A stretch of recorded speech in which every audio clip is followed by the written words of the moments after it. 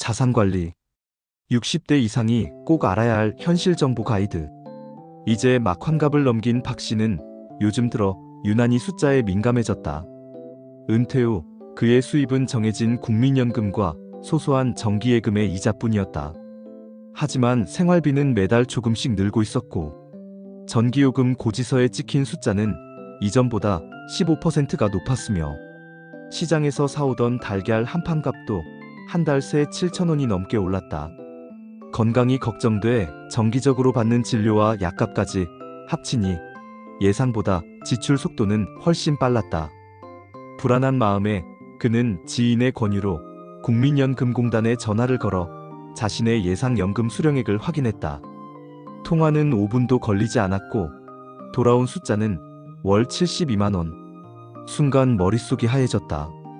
아내와 단둘이 사는 생활비를 생각하면 딱 절반에도 못 미쳤고, 그 금액을 바라보며 그는 처음으로 막연했던 노후의 재정 설계가 현실적인 고민으로 바뀌는 걸 느꼈다.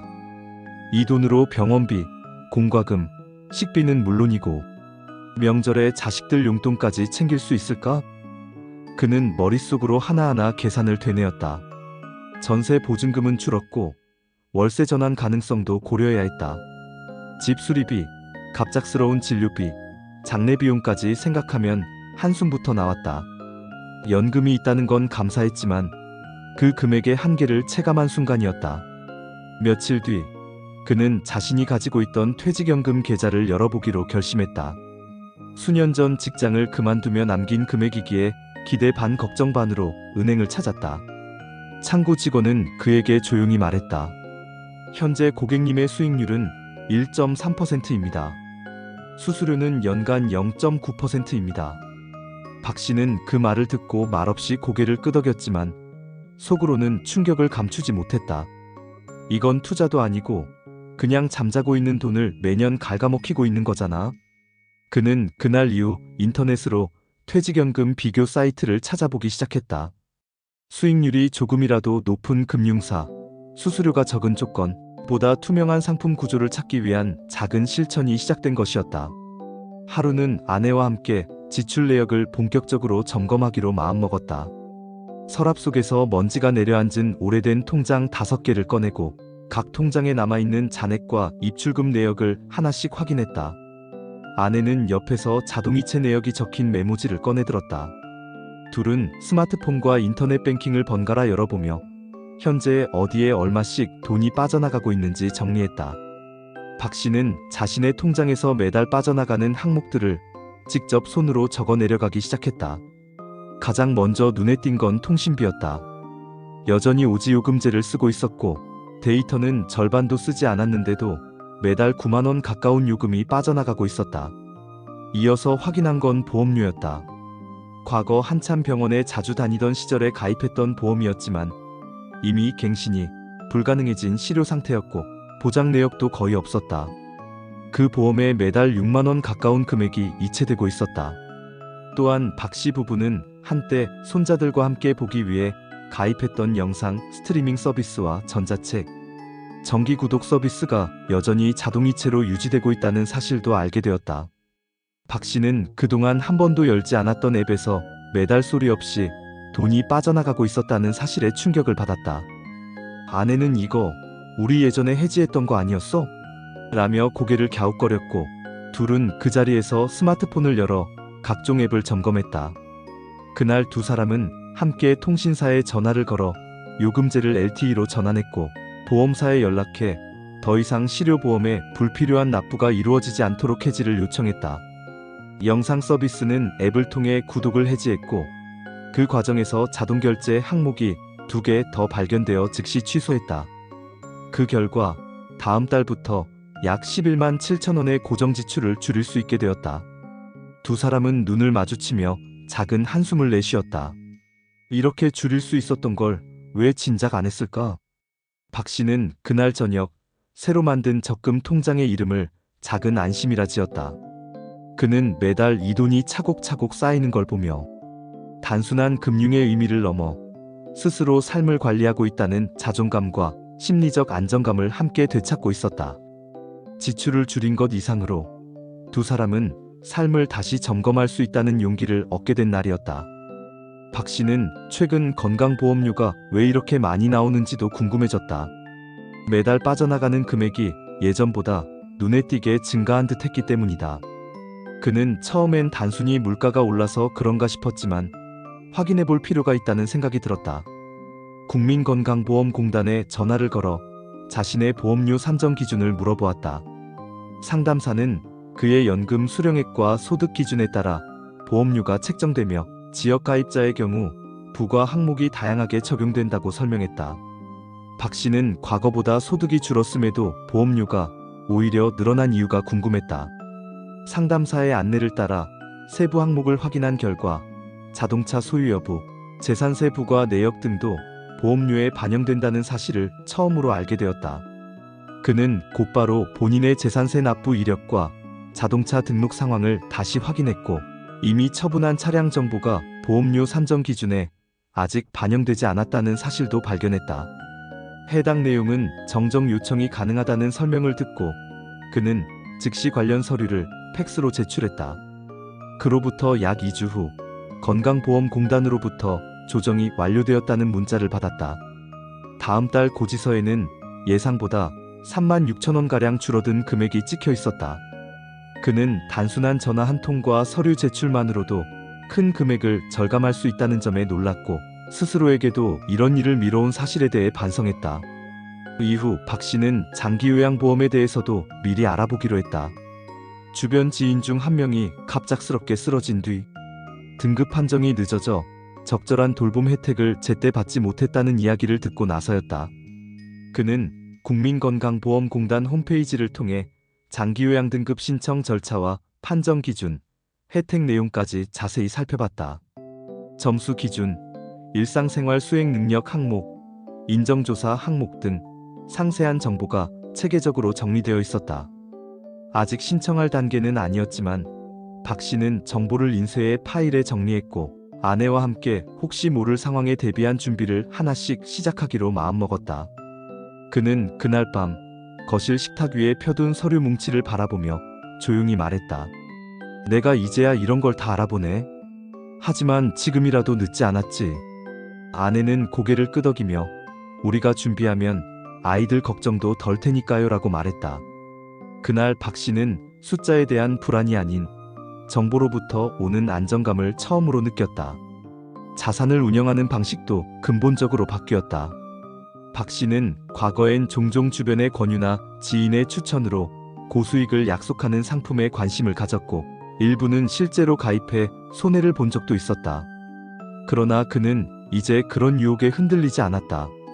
그에게 필요한 건 수익률 10%짜리 꿈의 상품이 아니라 손실 없이 삶을 지켜주는 지속 가능한 구조였다. 그는 먼저 은행의 예금 상품들을 비교했다.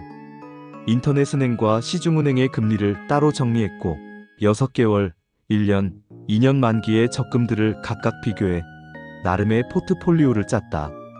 이후에는 국고채와 지방채 같은 안정적인 채권에 대해 알아보았고 CMA 통장을 개설해 유동성 자금을 관리하기 시작했다.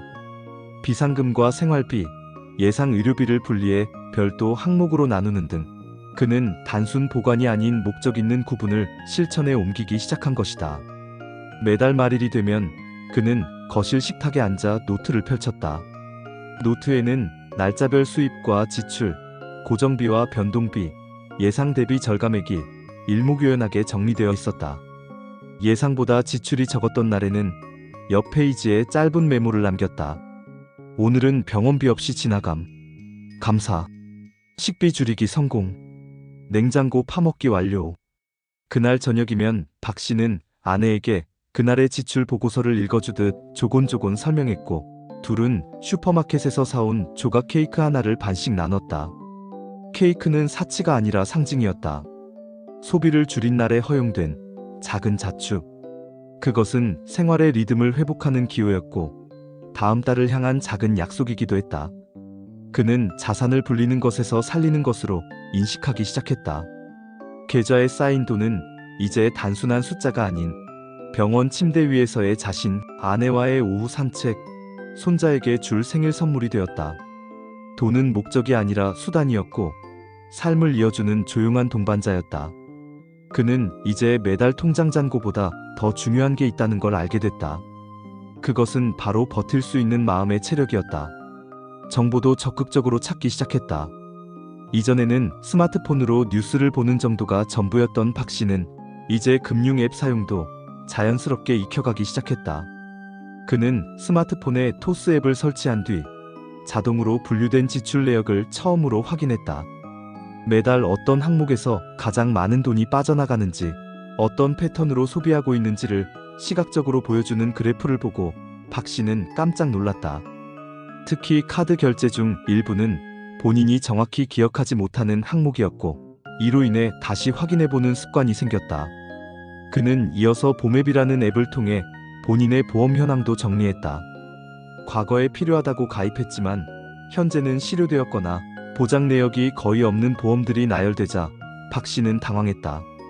앱은 보험별 보장 금액과 납입금, 갱신 여부까지 자동으로 분석해줬고, 그는 이 자료를 캡처해 은행에 가져가 더 정확한 상담을 받기로 했다.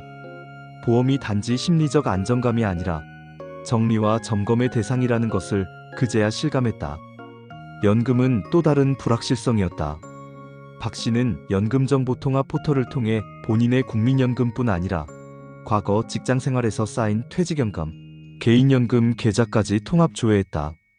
그는 자신이 잊고 있던 예전 직장에서 남은 연금 잔액이 여전히 존속되고 있다는 사실에 놀랐다. 단 몇십만 원일지라도 지금의 생활에서는 중요한 여유 자금이었기에 이 역시 담당 금융사에 연락해 실질적인 수령이나 이관 절차를 알아보게 되었다. 이렇게 정보를 하나하나 수집해가며 그는 비로소 자신의 재정 상태를 전체 지도처럼 조망할 수 있게 되었다. 수치가 보이니 계획이 생기고, 계획이 생기니 마음이 조금씩 단단해졌다. 숫자를 두려워하던 과거에서 숫자를 해석하고 관리하는 현재로 박 씨는 조금씩 이동 중이었다. 불확실성이 줄어든 것이 아니라 자신이 스스로 그 안에 한 걸음 더 들어갔기 때문에 안정감이 생긴 것이었다. 어느 날 박 씨는 오랜 친구에게서 전화를 받았다. 반가움도 잠시.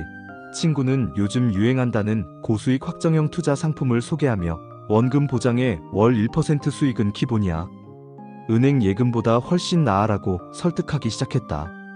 통화를 이어가며 친구는 실제 수익 사례, 가입자 수, 단기간 내 수익 실현 사례까지 언급했지만 박 씨는 끝까지 말없이 듣기만 했다. 예전 같았으면 관심을 가졌을지도 모른다. 하지만 이제는 다르다. 그는 이미 금융감독원에서 배포하는 보이스피싱 불법 투자 사기 체크리스트를 몇 차례 읽었고, 지자체에서 운영하는 시니어 대상 재무 교육에도 참석한 적이 있었다. 그 교육에서 그는 확정 수익이라는 표현 자체가 금융사기에서 가장 자주 쓰이는 미끼라는 사실을 들었다. 게다가 상대방이 구체적인 상품명을 말하지 않거나 계약서를 이메일로만 전달하고 방문 상담을 거부하는 경우에는 100% 의심해야 한다는 이야기를 머릿속에 새겨두고 있었다. 통화 말미 친구는 당장 수익이 나고 있다는 말로 마지막 유혹을 던졌다. 하지만 박 씨는 침착하게 말했다. 나는 지금은 원금 손실 없는 방식으로 충분해. 고맙지만 난 안 할게. 그렇게 전화를 끊고 난 뒤 그는 조용히 혼잣말을 했다. 내가 이제야 철들었나 보네. 그는 깨달았다. 자산을 지키는 데 있어 중요한 건 더 많은 기회를 찾는 능력이 아니라 위험을 미리 감지하고 피할 수 있는 감각이라는 것을. 그의 자산 관리는 어느새 버는 것에서 지키는 것, 그리고 속지 않는 것으로 중심축이 완전히 바뀌고 있었다. 이처럼 자산 관리는 거창한 금융 지식이나 고난도 투자 전략이 아니라 생활 속의 작은 선택들에서 출발한다. 오늘 한 번의 계좌 정리는 오래전 잊고 지냈던 소액 잔고를 다시 꺼내보게 만들고, 보험 하나를 점검하면서 지금의 건강과 미래의 위험에 대한 스스로의 인식을 다시 세우게 한다. 자동이체 하나를 줄이는 행위는 단순한 지출 통제가 아니라 내 삶의 흐름을 되짚는 작업이다. 이런 사소해 보이는 실천들이 쌓이면 삶의 구조 자체가 달라진다. 자산을 지킨다는 것은 결국 돈이라는 도구를 통해 내 일상을 지키고, 내 감정을 지키고, 나아가 내 가족의 안정을 지키는 일이 된다. 숫자라는 언어로 나 자신을 다시 이해하고 불확실한 미래를 미리 다가가 준비하는 일. 자산 관리는 큰 돈을 위한 것이 아니라 평온한 내일을 위한 마음의 루틴인 셈이다. 이 정보가 유익했다면 아래 좋아요와 구독 버튼을 눌러주세요. 이 글은 단지 정보를 전하는 데 그치지 않습니다. 당신의 작은 실천이 언젠가 당신의 가족에게, 친구에게, 혹은 먼 누군가에게 커다란 이정표가 될 수 있습니다. 지금의 한 번의 클릭이 또 다른 누군가의 미래를 밝히는 조명이 됩니다. 더 많은 사람들이 삶을 단단하게 살아낼 수 있도록 함께 이 여정을 이어가 주세요.